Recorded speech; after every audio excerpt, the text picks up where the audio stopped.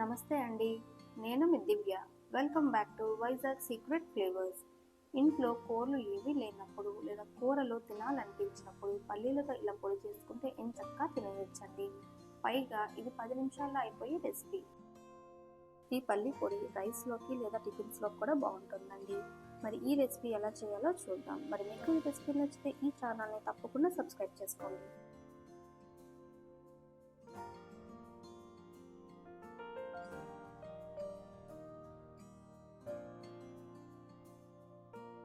వంద గ్రాముల పల్లీలు ముందే ఫ్రై చేసి పెట్టుకున్నానండి.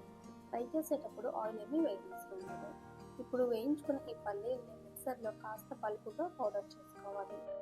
ఈ వీడియోలో చూపించే విధంగా పౌడర్ చేసుకుంటే సరిపోతుంది.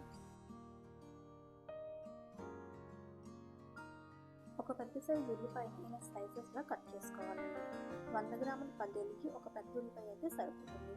అదే మీరు మీడియం సైజు కానీ తీసుకున్నట్లయితే 2 ఉల్లిపాయలు తీసుకోవాలి. అలాగే ఇంకా తొక్క తీసుకున్న వెల్లుల్లి 10 నుంచి 15 లైట్గా ఇలా కొట్టుకొని ఉంచుకోవాలండి. కడాయి వేడైన తర్వాత ఒక గరిటెడు ఆయిల్ వేసుకోవాలండి.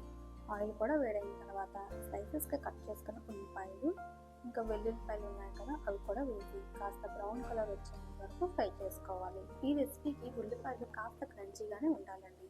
అలా ఉంటేనే ఈ రెసిపీకి బాగుంటుంది. అందుకే ఉల్లిపాయలు ఫ్రై చేసుకునేటప్పుడు ఉప్పు అయితే అస్సలు వేయకూడదండి. ఉప్పు వేస్తే ఉల్లిపాయలు మెత్తగా అయిపోయి క్రంచీగా అయితే రావు. ఈ విధంగా ఫ్రై చేసుకోవాలండి. ఉల్లిపాయలు చూసారా కాస్త బ్రౌన్ కలర్లోకి మారాయి, అలాగే వెల్లుల్లి కూడా కలర్ మారింది. ఇప్పుడు ఇందులోని 1/2 టీ స్పూన్ జీలకర్ర వేసి 2 నుంచి 3 నిమిషాలు ఫ్రై చేసుకోవాలి. జీలకర్ర కూడా ఫ్రై అయిపోయింది.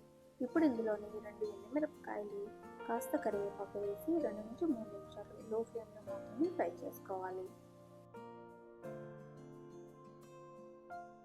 కరివేపాకు ఇలా క్రంచీగా ఫ్రై అయిన తర్వాత 1/2 స్పూన్ కారం వేసుకొని 5 to 10 సెకండ్స్ ఫ్రై చేసుకోవాలండి. దాని తర్వాత పల్లి పొడి చేసి ఉంచుకున్నాం కదా, అది కూడా వేసుకొని ఈ పొడికి తగినంత ఉప్పు కూడా వేసుకొని 4 to 5 మినిట్స్ లో ఫ్లేమ్లో ఈ పొడిని ఫ్రై చేసుకోవాలి. ఈ పల్లి పొడి వేడి అన్నంలో నెయ్యి వేసుకొని వేరుశనగ నూనె కానీ లేదా నువ్వుల నూనె ఏదైనా కానీ వేసుకొని తింటే ఆ రుచి అయితే అద్భుతంగా ఉంటుందండి. మరి అలాగే టిఫిన్స్ ఇడ్లీ, దోశ, మినపరొట్టెలో కూడా బాగుంటుంది. మీకు నచ్చకపోతే ఇందులో వేసిన వెల్లుల్ని స్కిప్ చేయొచ్చండి. మీ ఇష్టం, కావాలంటే వేసుకోవచ్చు, లేకపోతే లేదు. మరి మీకు ఈ రెసిపీ నచ్చితే ఈ వీడియోని లైక్ అండ్ షేర్ చేయండి. అలాగే ఈ ఛానల్ని సబ్స్క్రైబ్ చేసుకోండి.